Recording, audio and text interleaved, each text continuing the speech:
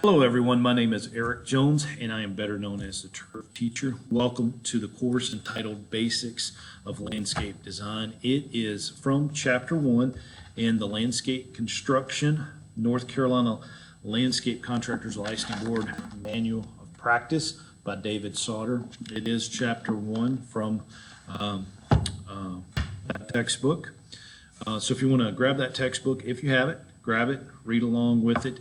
I did add a lot of graphic pictures into it. I know it's a fairly short chapter, roughly, look at how many pages that we have, roughly 18 pages in the textbook, so not that long, but we do have 108 slides to look at in this lecture, so I'm figuring about 2 hours worth of information to put out. So grab a cup of coffee, keep it open. If you got to hit pause, but I would recommend watching it in the full 2 hours. So anyway, let's go ahead and get started with basics of landscape design. One of my favorite topics and one of my favorite subjects to teach and to get involved with at the college. So first off, we're going to understand the design process and what entails it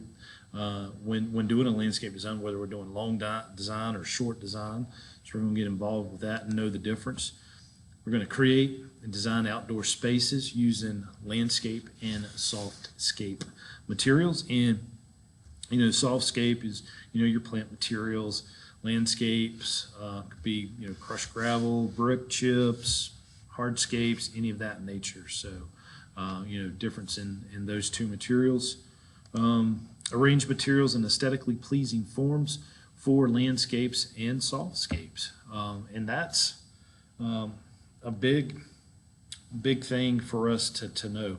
A lot of people that are in the horticulture business, even the irrigation business, we tend not to know our plant material, and we don't know how to place them in the landscape design. If we don't know how to put them in the landscape design, how are we going to design irrigation systems for them? How are we going to design aesthetically pleasing landscapes for our customers and clients? We need to know our plant materials, and I stress that to the max when it comes to learning our plant material. I highly recommend taking the Certified Plant Professional certification and having that to the list of credentials that you already have. And some of you, if you're a landscape contractor, you already may be a CPP. You may have done that as part of your plant ID for the licensing exam. Going to learn how to estimate and budget costs of any landscape design, and that's another difficult issue. And if we're in the same boat, the same playing field, a colleague, we should be very, very close when it comes to estimating these designs that the architects and designers are pushing out. And we're going to understand and list criteria for selecting plant materials. Again, need to know the plant materials. I'm seeing people in the industry, not sure if I'm going to call them landscape professionals or horticulture professionals, but misnaming plants. I follow a lot of you guys on social media, and I'm looking at your videos on Instagram, YouTube, Facebook, and you're calling the willow tree, the willow oak, you're calling it a pin oak. I watched another guy the other day, did not know what a forsythia was, and it was in full bloom. And misnaming of these plants makes us all look bad. So please learn your plant material. All right. So when we are designing the landscape, what is landscape design? It is creatively arranging elements on the site to solve problems and meet the needs of the user. And I tell my students all the time that we are the problem solvers. We are designers. So we sit down, and my two favorite tools that we use is a roll of trash paper and a Pentel sign pen. I wish I had them here laying on my desk, and I'm not going to pause the video to go get it, but a roll of trash paper and a Pentel sign pen. Google those pens. I love them. They're like a Sharpie, but if not, you can use Sharpies. But that roll of trash paper and a Sharpie or that Pentel sign pen is our two biggest tools that we'll use in landscape design, because we're taking ideas up here and we're putting them on paper.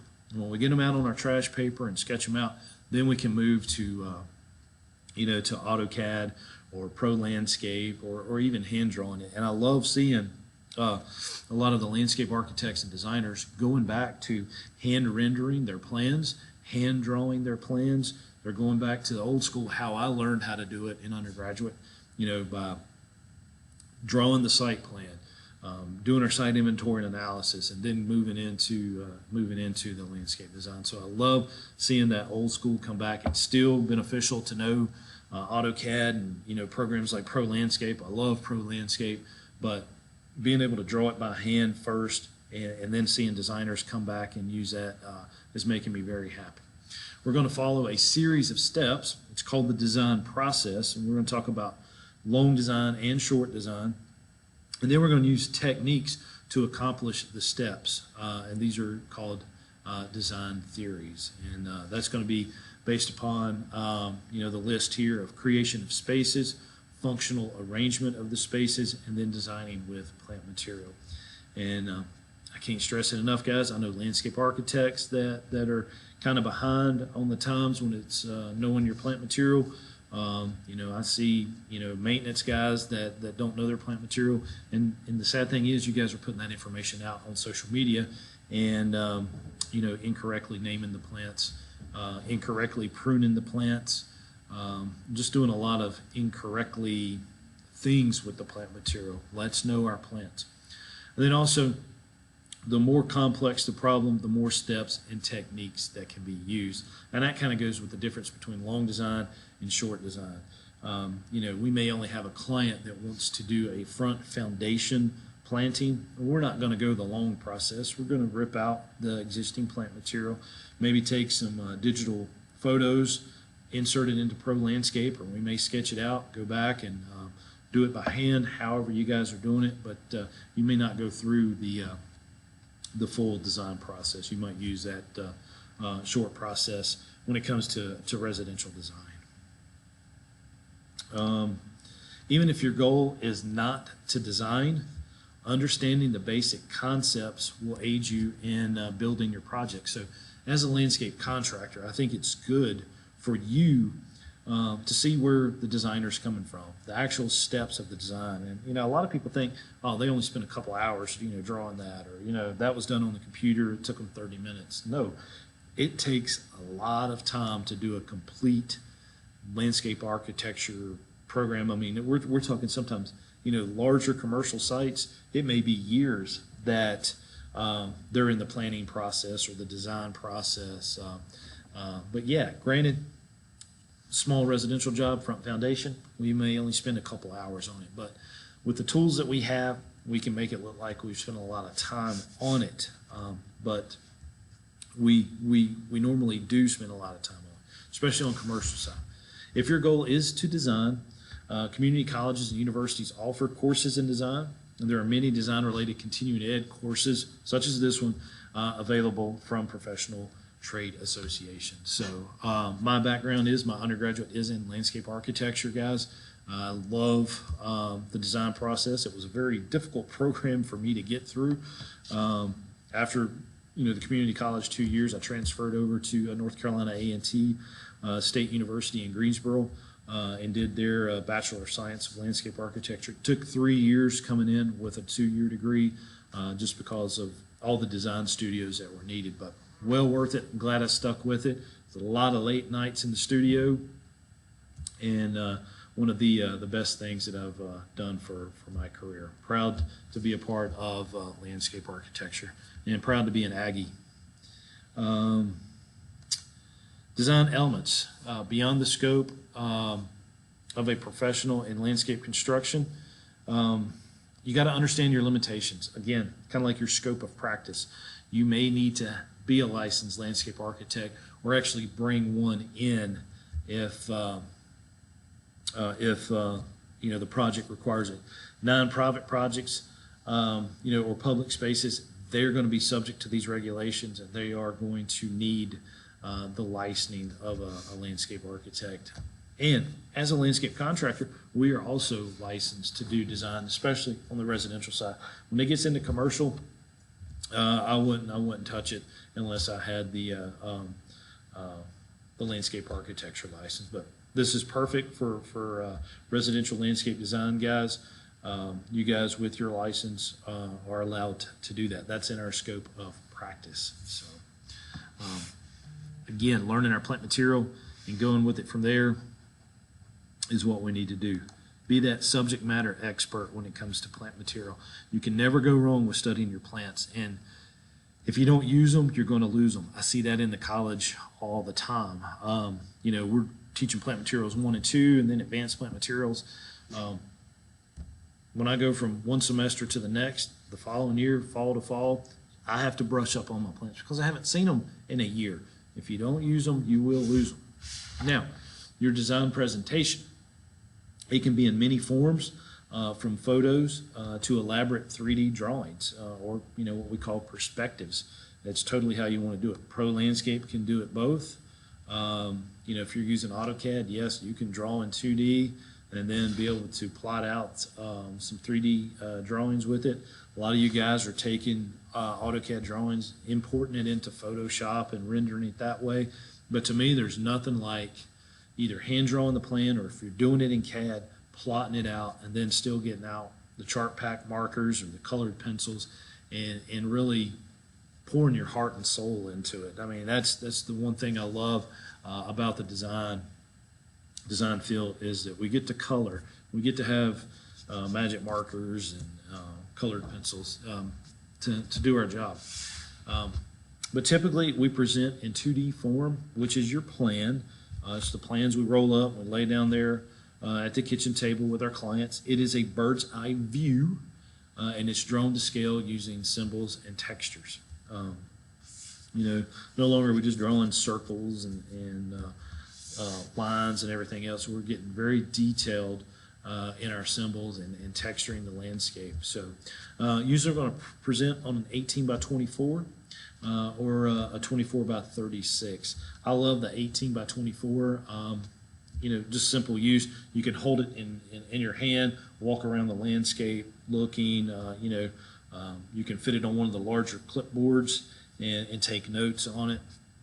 And then if it's a larger project or a bigger home site, we're probably going to put it on a 24 by 36. They can be in black and white or in color. It just depends on what we're doing. If you're saving the client money, you may not do so much coloring. I know commercially, these architects, they present in their proposals what they plan on doing for the site. So they may have hours upon hours, if not weeks, into an estimate and presentation to try to get the job. We as landscape contractors working for residential clients, we may not put all the color and the rendering into the design unless the client's willing to pay for that. So, but it all begins with the base map, and it shows all existing conditions. So, and typically, what I like to do, the phone rings. I've got a client that wants a landscape design.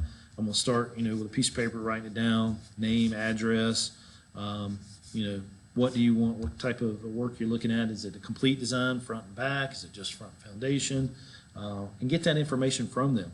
As soon as I hang up, I'm going to go to the geodata website of the county that the customer is in. I primarily work mostly in Forsyth County, so Forsyth County has a great geodata. Pull that up, find their lot, go ahead and print it out. Go to Google Earth, pull up the overhead from that, and I'm going to sketch their property really quick. I can take that site plan or Google Maps or Forsyth County Geodata printout and draw a site plan to pretty good scale fairly quickly. If it's a new home and we're doing something for the builder, or the homeowner's purchased a home and they want to get in with you and kind of work around the builder, you go to the job site and get that survey out of the box, or take a picture of it. Come back to the office, sketch that pretty quick. I can draw a site plan 15 or 20 minutes with the survey and blow it up to that 24 by 36 size we want, or the 18 by 24. And once I have my site plan done, when I'm doing a nice design for a client, I'm gonna probably put in 30 minutes or so before I meet with them or meet them on site. I'm gonna have a site plan, if at all possible, from the two websites I mentioned, or a job site box. I'm going to go to the house and meet the client. Let's say meeting them at 5 o'clock. I'm going to get there at 4:45, walk around the house, take some pictures with my phone or iPad, whichever you're using. Walk around the clipboard, make some notes on it. So when I sat down at the kitchen table, I've already looked like I've got a ton of work involved with the project, and they're going to be impressed, especially if I'm doing it in colored pencil or colored markers. Walking around making notes. I'm like, well, Mr. and Ms. Smith, here's an issue that we probably need to take care of. Again, remember, we're the problem solvers. So I've done my site inventory and analysis when I sat down at the kitchen table with them. So makes you look pretty sharp when you sit down. And here's just a couple examples. Here we've done it in black and white. Here we've done it in color. We've drawn it into 10 scale. Most of the scales that we're going to use as residential designers, if we're using an architect scale, it's either going to be 8th scale or quarter scale is going to be your two most popular. If we're drawing an engineer scale, we're going to draw it at 1 inch equals 10 or 1 inch equals 20 feet. Preferably the 10 if you're doing an engineer scale, because you want it a little bit bigger, and then draw it in quarter scale if at all possible, doing it on the architect side. So, and if you are drawing it in CAD, you can change that scales to however you want it and to actually fit any size sheet paper that you want to. So, just some notes that I'm going to set down at the kitchen table with the homeowner. When I'm sitting down there with Mr. and Ms. Smith, they're going to look impressed already with me sitting down. And then I've got my pictures, or I got my iPad, and I can kind of scroll through it, showing them some problem areas that we want to take care of. You look like you know what you're talking about when you sat down there. Here's some 3D imaging out there that we can use, and I have to tell you, this is what sells your landscape jobs. I don't care how pretty of a picture you can draw in 2D. If you can implement this along with your 2D design and show the clients what their landscape is going to look like, you're going to sell the job. Now, I do recommend keeping this on a computer. One of my guys that came to my seminar a couple weeks ago in Raleigh said they've got the big, I think an 80-inch screen hanging in their conference room that they'll bring their clients in. They do a lot of hardscapes and outdoor kitchens, and they'll pull up the pro landscape pictures, and then they're clicking through it, and that way the design is never stolen. You've put in all this hard work, and yes, when you've gotten this far into a job, you should have already had a down payment and maybe got a draw off of it. But if you're strictly design, you may be waiting on that big final check towards the end of it. And so, if they're looking at this on a TV, the design can't be stolen. He doesn't even allow them to take pictures. He's like, if you want to go ahead and pay me in full for the complete design, you can take all the pictures you want. We'll give you these pictures on a thumb drive or DVD, email them to you, but you got to protect your design. I've only had one design stolen in my life, and never again will that happen. I've gotten real smart on how to protect my designs. And so now we're going to talk about long design process and short design process. And remember, I said at the beginning, I'm going to have to drink coffee all through this. As much as I talk throughout the day, if it weren't for coffee and water, I'd have dry mouth. And then I go home and my wife tells me I still won't shut up. So love what I do, guys. That's the best part about being in the horticulture business. So long design. We're going to start with, the site analysis. Remember, I've sat down with the client at the kitchen table. If it's commercial, it's a little bit different. We're going to focus more on residential here because as landscape contractors, irrigation contractors, that's what we do. We're mainly residential. Some of you, yes, you are commercial. But the site analysis, we're going to do a complete site analysis on the 2D print site plan that we've prepared at our office. Then we're going to move into program development.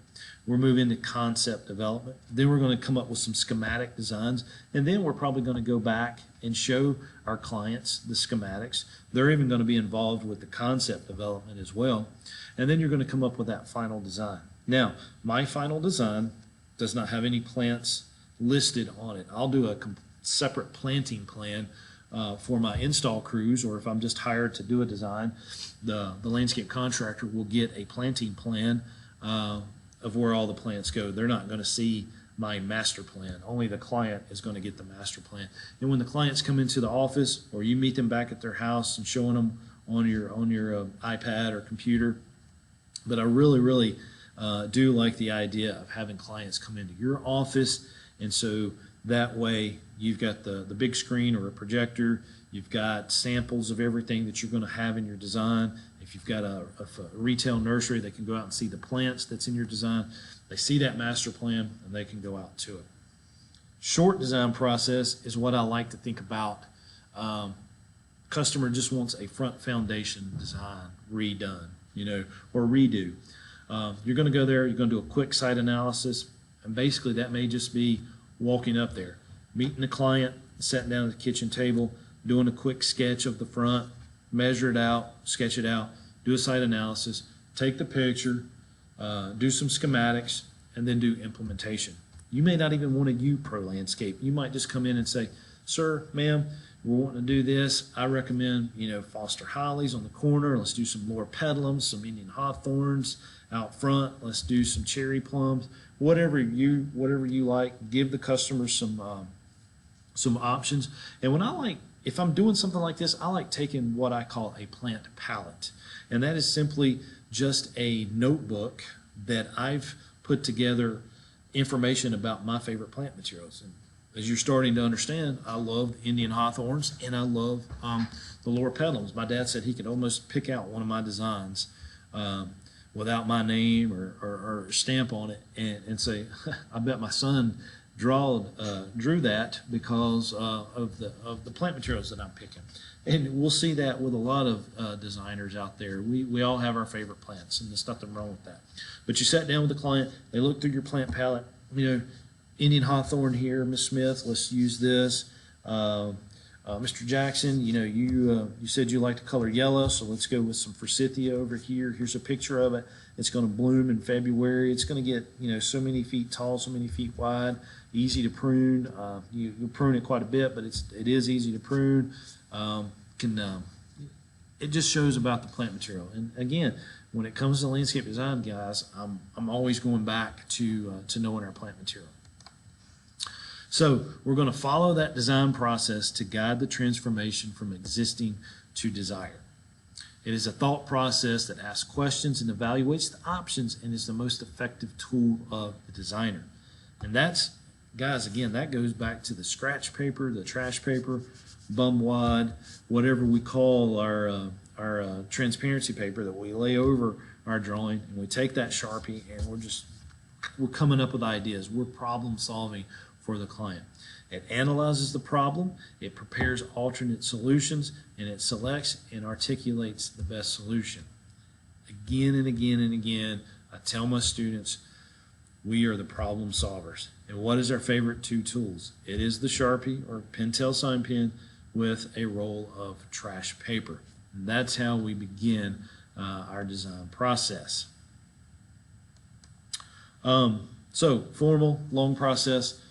This approach is appropriate when designing a large or complex project, and that can be residential. You may have a client that's on an acre site, or it may be $1 million home.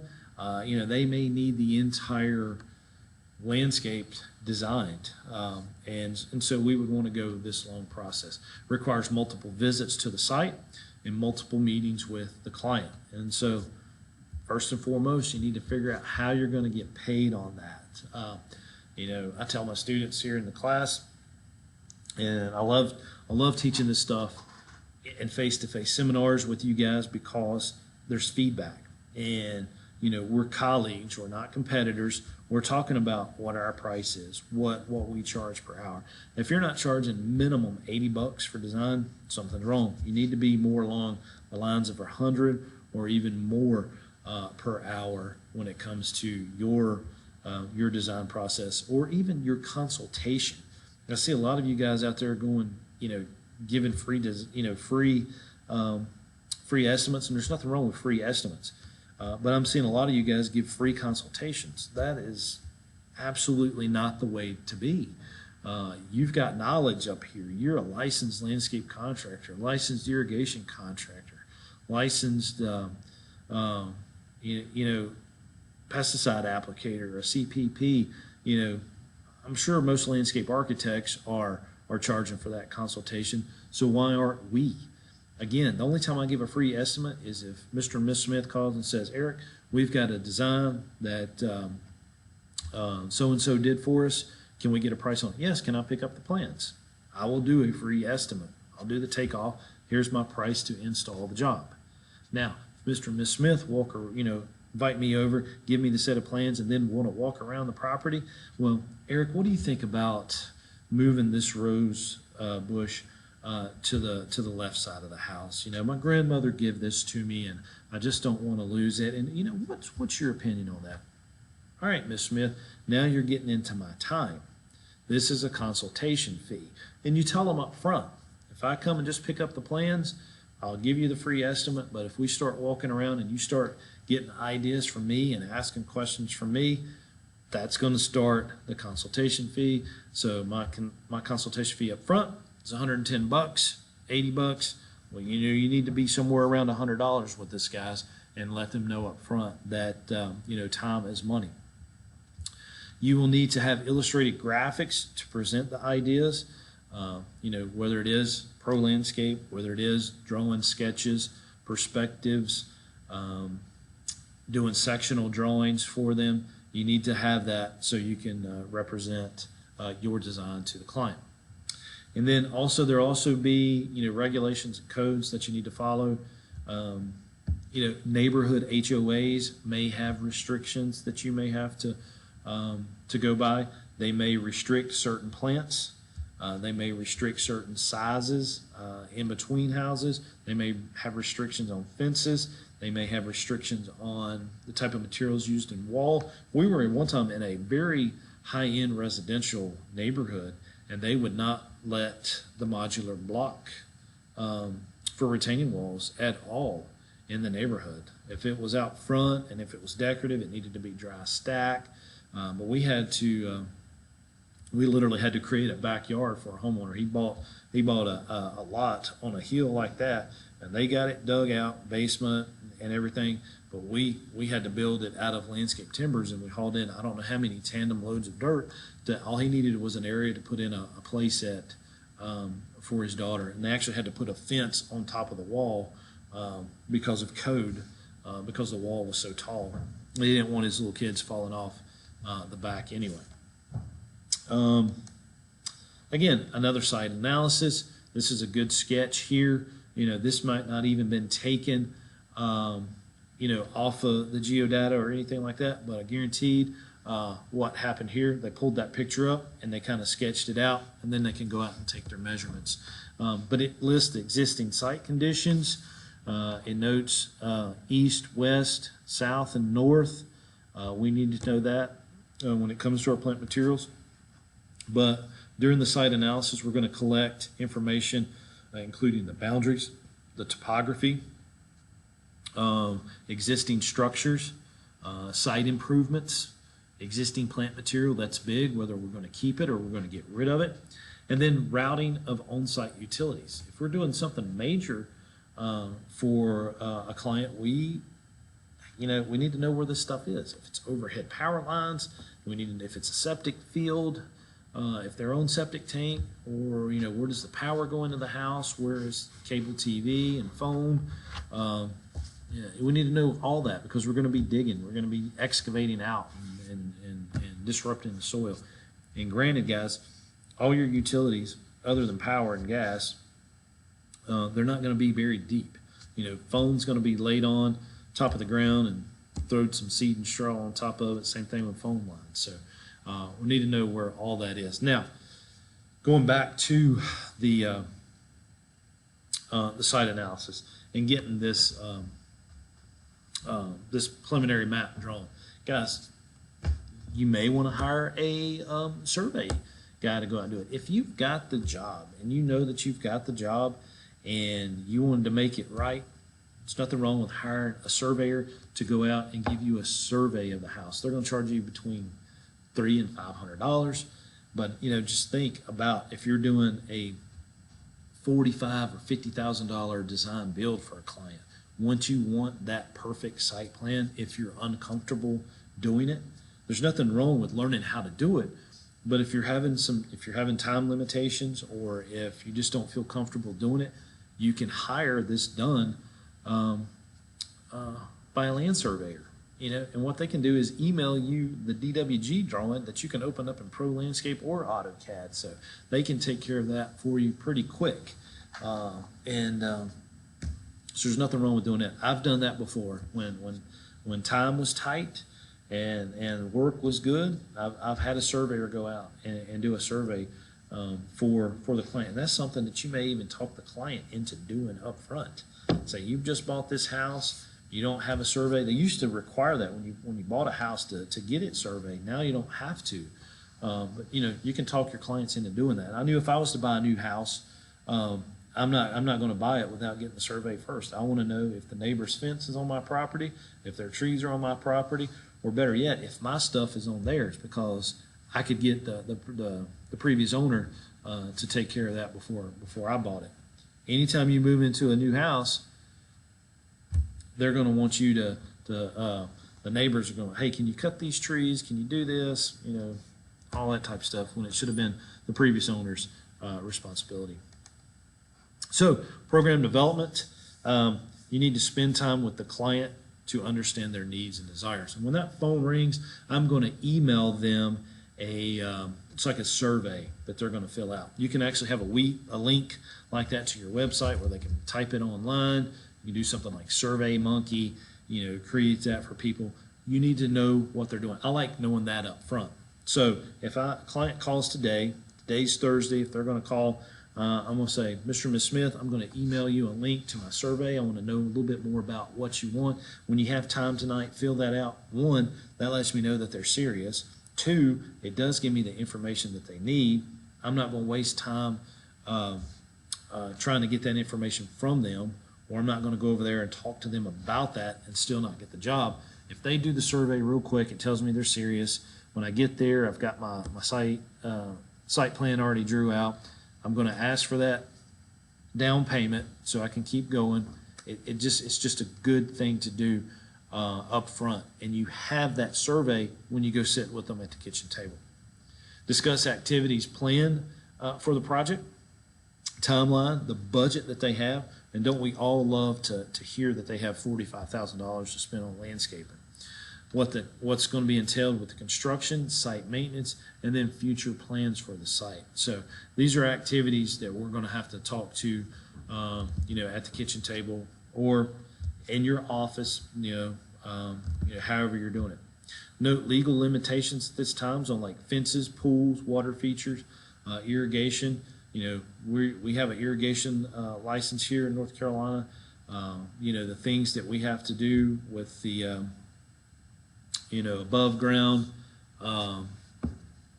backflows now. I mean, that needs to be brought up to the clients. Talk about any lighting, vehicles. You know, some neighborhoods, you know, guys, you can only work in there certain days, only commercial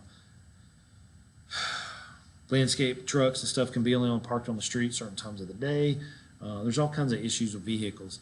Trucks can't be parked in people's driveways. You know, the homeowners, you know, can't own a truck. If it is a truck, it has to be in the garage. I mean, I've seen that in HOAs, and you know, kind of crazy, but it, you know, working at HOAs, you see it all the time. You see crazy stuff.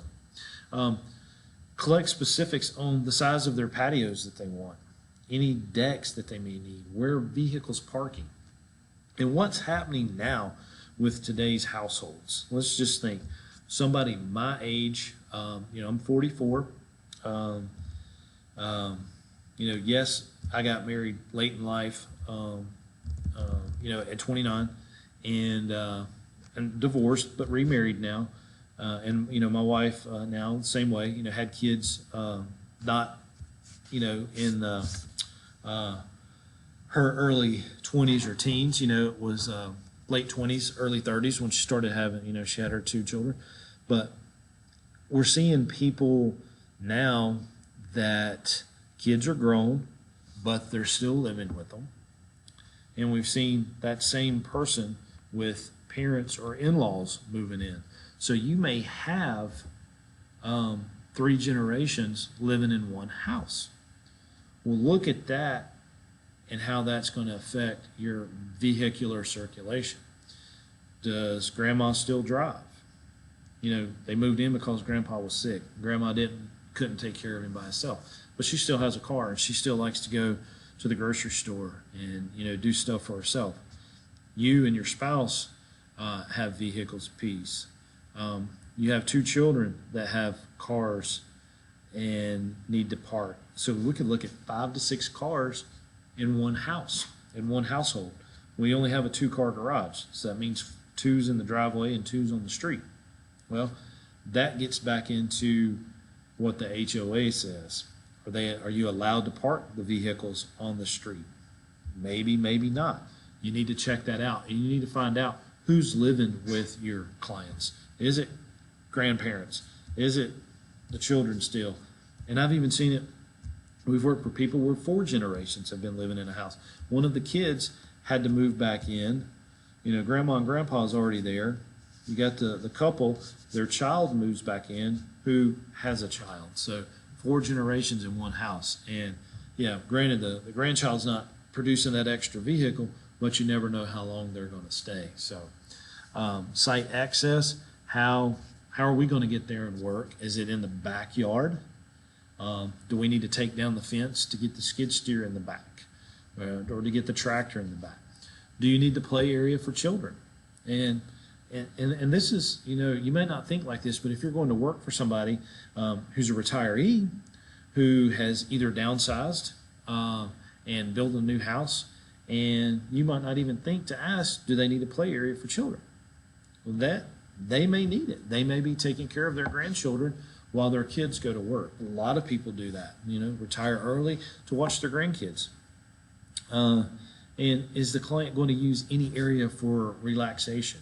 There's nothing like going out on the back deck or even the front porch, having a cold beer, watching people in the neighborhood go by, or just going outside and putting in some headphones and listening to music. Or, I have a friend of mine that has, full service TV and bar outside, and all he wants to do is watch, the Carolina Panthers. And, what does your client want? And that survey can help you get that information. And is there any storage needs? Does the dad plan on mowing the grass himself? Does he need a place to keep the mower? Is mom going to do gardening, or is dad going to do gardening? Where do we keep these tools? Concept development. The physical design begins after the base map has been developed. We've already done that, and the client needs have been determined. We've done that with our survey. We've done that with sitting down with them at the kitchen table, and we're ready to design. We're going to remove anything from that base map that will not be part of the final plan. And so that's why we got to do our site inventory and analysis. What existing plants are there, existing patio, existing sidewalks, existing pedestrian circulation. Is there pathways to the back?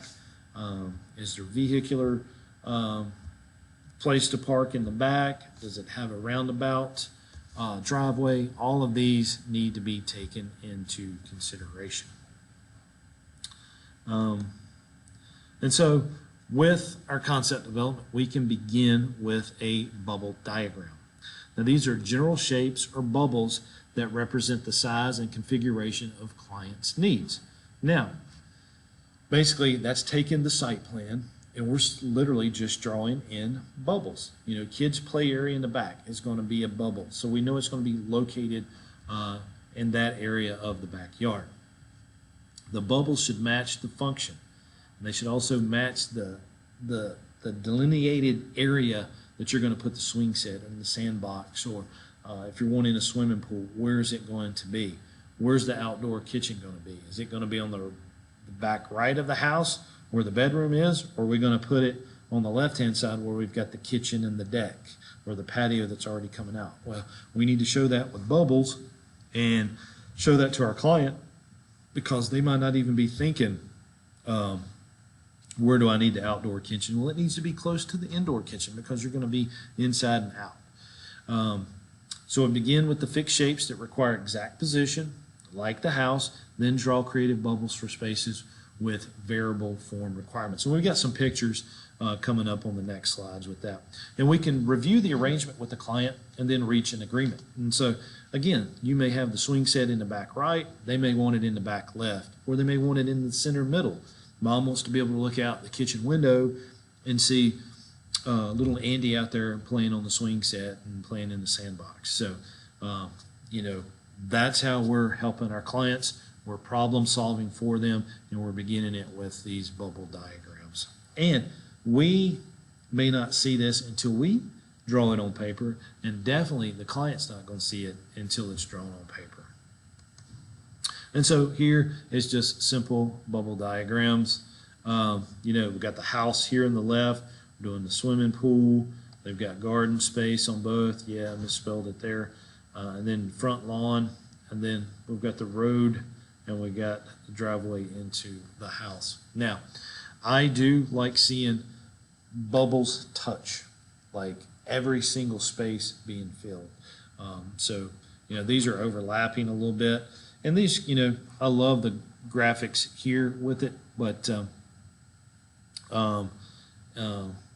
like my compost area should touch my shed area. There should not be any white space like that on your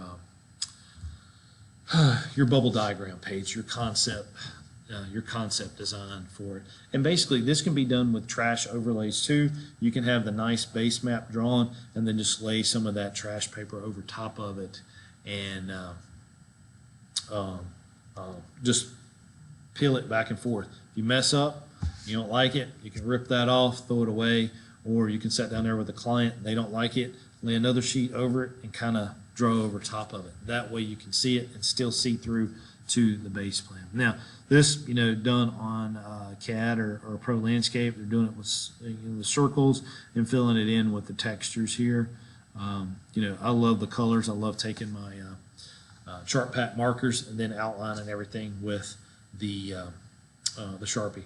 Here we have a patio patio next to the lawn, and this is showing a pathway, and this being thicker than this line here, this means that that's going to be a primary pedestrian circulation route. Here, the thinner lines, going around is going to be secondary. So we may have an actual poured sidewalk, brick paver sidewalk. We may have stepping stones. We may have rock dust path or anything here. And this may just be simple stepping stones through the pine straw or something. So we're just representing primary from secondary with the thickness of the dashes here. Schematic design. This is a more detailed plan in graphic form. It's converting your initial bubble diagram into exterior rooms and landscape plantings. And basically, we need to look at the outdoor space as an outdoor room. And that is a big selling point, and should be a big selling point for you in your marketing of your design services. We're creating outdoor rooms for you. Give those loose bubbles hard edges such as walkways, decks, and planting beds. So we're moving away from the arrows and the dashes for our pedestrian circulation, and we're actually going in with sidewalks, brick paver patios. We're actually showing that. Expand all the rooms to fill up all of the open space. Should already been done with the bubbles, but definitely now that we're actually getting into more schematics. And then it can be considered complete when all the spaces are correctly sized, configured, located, and arranged in a pleasing manner. And some schematic designs for you here. Now, I definitely would not put plant material on my schematics. I don't even do it on, and when I'm putting the plant material, don't get me wrong, I'm not labeling the plants. I don't want the client to see this and then get their own ideas and try to do it themselves, or worse yet, hire somebody who's a competitor of mine. So, yeah, it's okay to put some notes and stuff, but I'm definitely not naming plant material. But these are really good schematic designs. You know, colored pencil here. Here we've got some markers, but you know, really looks good. I love that splash of color, and so does your clients. Final design. The last step in creating the graphic design includes adding appropriate details. Typically prepared after spending time with the client to choose the specific plants and hardscape materials, and then reviewing the budget. Then we're going to come up with plant names, what type of paving materials. They may want to go with like a gray concrete paver versus red brick. We're going to start doing some elevations, you know, spot designs, and we're going to take that and we're going to do a section drawing so we can see the elevations through the property. We're going to get our dimensions. We're going to start thinking about our carpentry construction, whether we're going to sub that out or if we're doing that in-house, if it's a design build project. And then the final designs will include the plant list indicating species and location, and then serves as an implementation reference for the life of the project. And so, you know, this is your master plan. I'm going to have my plant material picked out, but it's not going to be written on the plan. And it really, I think, takes away from it. If you plot out a plan with all the landscape and stuff on it, it needs to look like an aerial photograph. You know, you're driving over it, you're seeing the crepe myrtles blooming, you're seeing the green grass, you're seeing the red brick pavers, you're seeing the cherries that are blooming. So you're flying over and you're seeing that, but you're drawing it. You're using your markers, you're using your pencils, or you're importing it into Photoshop and doing it that way. Then print out another one, and then add your plant materials to it for a planting plan. That way the your installation crews would be able to install it. Final design. You know, this is done on CAD. A little bit congested, I think. So yes, I would see a planting plan like this, but this is definitely not one I'm going to present to the client. I would present to it without the lines drawn from the plant material. Just my opinion. And construction documents. I think this is a quiz question at the end of this. But detailed drawings that guide the project building, either prepared by a landscape architect or landscape designer. Pretty much, you know, if it's commercial, definitely the LA. Include specifications dictating methods and materials used for construction that allows the contractors to competitively bid on a project. So I love it when a client hires a landscape architect, because I'm going to get plans, I'm going to get specs, I'm going to get probably samples. Or I love it when they say brick paver patio, X amount of square feet. It is this brick that you can get at Pine Hall Brick. And so, I mean, there's no guessing. They've picked out everything. All I'm doing is giving them an estimate. And so I love it. I love seeing plans from landscape architects that I know, you know, I'm bidding on apples for apples. We're going to see which existing elements to protect and remove. That's all going to be on the construction document. The utility placement, layout of added elements and plant materials. There's even going to be a site grading plan. Yes, if it is a landscape architect, they are allowed to do grading plans, so we may need to see how to manipulate the earth and to get the water flow from the site. And then any specific improvements. Projects that are limited in scope and easily interpreted may not need construction documents to be prepared. So if we're done something with Pro Landscape, you know, a digital image, front foundation planting, we don't need to. And if allowed by law, the contractor may use the final design instead. Now, again, residential, it's you're not going to have any issues. But if you're doing a commercial property, when it comes to site planning and picking out, the correct sizes for plant materials and parking lots, for screening purposes, and how many shade trees do you need per parking spaces, all that needs to be determined, and the landscape architect is going to do that. Implementation. It follows design and construction documents, and it may span a few days or it could span over several years. It just depends on the owner's budget, and it also depends on the different phases that have been set up. You see in the commercial side, I see it here at the college. We're in a older building that the school was lucky to get. It was right on campus. They got it from the school system, and they did it in phases. Where they would remodel part of the building, and so the landscaping around that got done when the interior side got done. So we've seen that happen over phases, and it's a 3 to 5 year project for the school.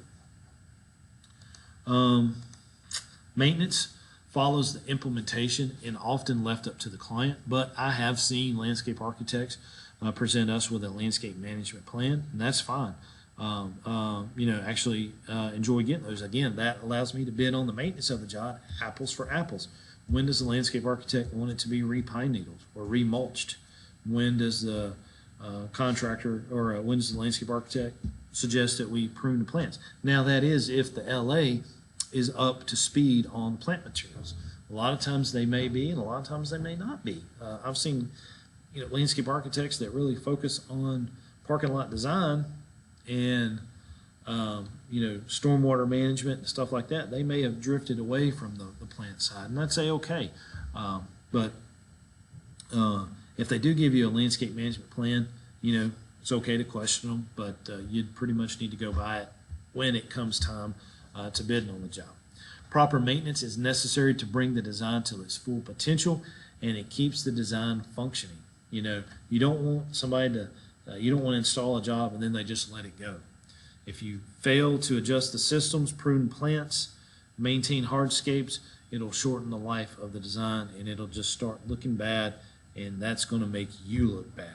And a lot of times when the landscape architect is involved on the site and is kind of doing what we call construction management, where they're following through the implementation of their design, the install of it, the build of the hardscapes. If they're coming and doing site visits, they're making sure things are done correctly to their design, because it's their stamp on the drawing and it's their image, their brand that's going to be seen with that job. So you should take pride in it as well and make sure that the maintenance is kept up on the property.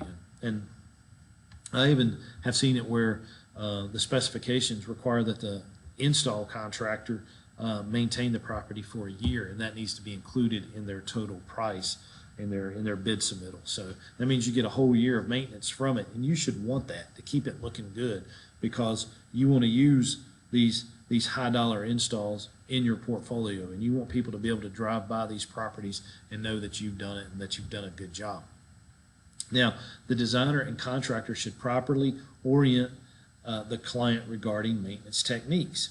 And then a manual can be prepared, or what we call a landscape management plan. And I have all my students do that for a property in their last semester. Evaluation.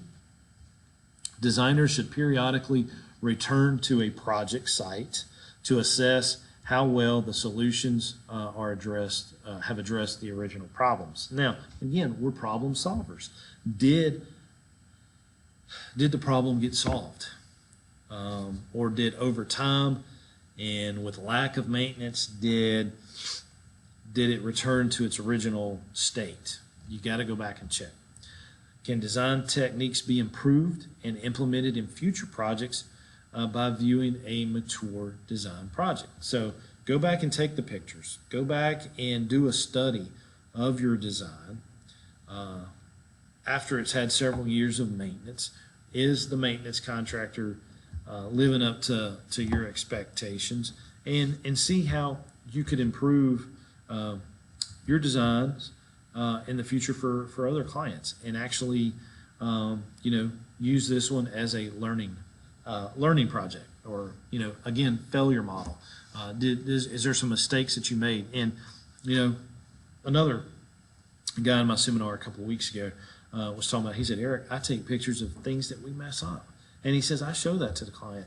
I'm not going to make this mistake again. I'll learn from this. And I thought that was a great idea. He's showing them, a portfolio of all the good projects that he's done. But he said, I'll also show clients the stuff that I've messed up. He said, that's showing them that I've learned, and I'm not afraid to make a mistake. It all goes back to even that point. And I've had people ask me, Eric, well, what do I do if somebody asks me a question I don't know the answer to? You tell them, sir, ma'am, I don't know this right now, but I promise you, as soon as I get back to the office, I'm going to find a good answer for you, and I'll call you back. It's better to do that than to give them wrong information, and they could be testing you. The homeowner might know the answer. They're just wanting to see if you're going to tell them the truth. So tell them, be honest with people. That's all they want. Consultation, short process. Again, reserved for simple projects like placing a few plants or correcting a hardscape. You meet with the client, verbally discuss the project, sketch a plan on graph paper. Perfect to do that. I was even looking yesterday on Pro Landscape, guys. You can design right there in the field. There's an app that you can put on your iPad or your tablet and take the picture and do it from the app, putting in plants by just dragging with your finger. So you can say, hey, is this what you want? It'll print a proposal just like that, email it to the client standing right there. Or if you got a mobile printer in your truck, it'll print right to it. Here you go. Here's my price. We'll do it tomorrow. So good way to sell jobs.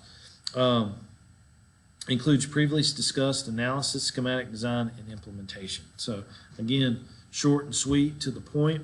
These are some of my favorite types of designs because the jobs are done quickly and you get paid more fast. And you don't have to ask for draws, and you don't have to submit payment applications if it's a big commercial property. You're able to get done, paid, and move on to the next one. Budgeting. Track estimated cost with fair accuracy throughout the process without excessive details. It is very common for the clients to desires to exceed their budget. Mom and Dad always told me when we went out to eat, he said, don't let your eyes be bigger than your stomach. Well, a lot of times that's going to happen with clients when it comes to the landscape stuff.